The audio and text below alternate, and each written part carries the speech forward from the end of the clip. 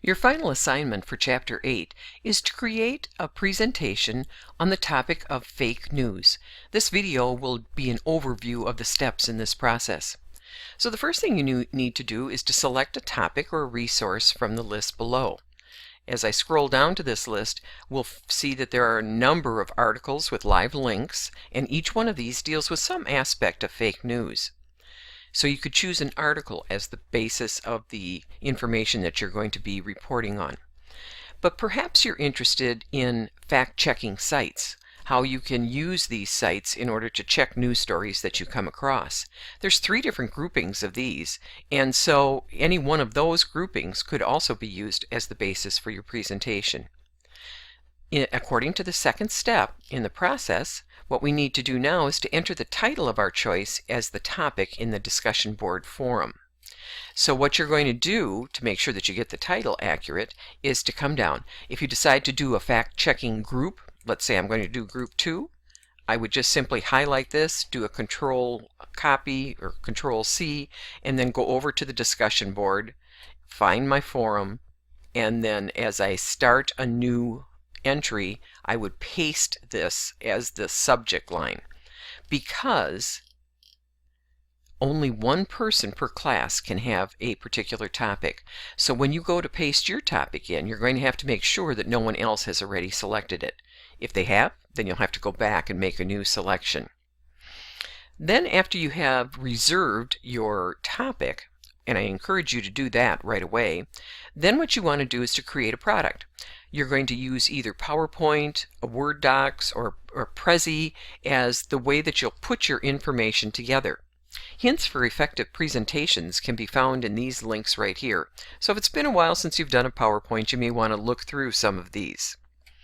Then you're going to put your PowerPoint or your Prezi into play mode, and then you're going to record this presentation with your narration. So that means that you can record a video in PowerPoint, and if you need assistance with how to do this, you could see the help desk at the Truex library. Or a very easy to use tool I've included here is called Screencast-O-Matic. Let me show you what that looks like. When you click on that link, here's what you'll see. There'll be a big button here where it says Launch Recorder. The first time you launch any kind of application, they ask you a number of questions, and you should always answer in the affirmative so that you can go on to get this program to work for you. As you can see in the example here, a marquee will appear around your screen, and so you want to use these little tabs on the sides and on the corners to be able to stretch your viewing area to fit your PowerPoint so that we can see everything. You'll notice that you're going to have some options. You can record with a microphone attached, or you can use your built-in microphone as well on your laptop, because most of them pick up sound quite well. And then you would also have the choices to either have just the screen showing, which I assume most of you will do, or if you want to, you could have your picture, which would appear as a small square in the lower right-hand corner, as well as your PowerPoint in the main portion of the frame. Either one will work. So if you want to be on camera, you have the chance to do so here. And once you are ready to start recording, you put your, as I said, your PowerPoint into play mode, and then you hit record.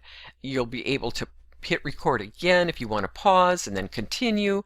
It's a fairly easy program to use, and I think you'll find it valuable to experiment with this, because you'll probably find some value for it in other classes that you'll be taking this summer or next semester as well. So then we go back to our directions.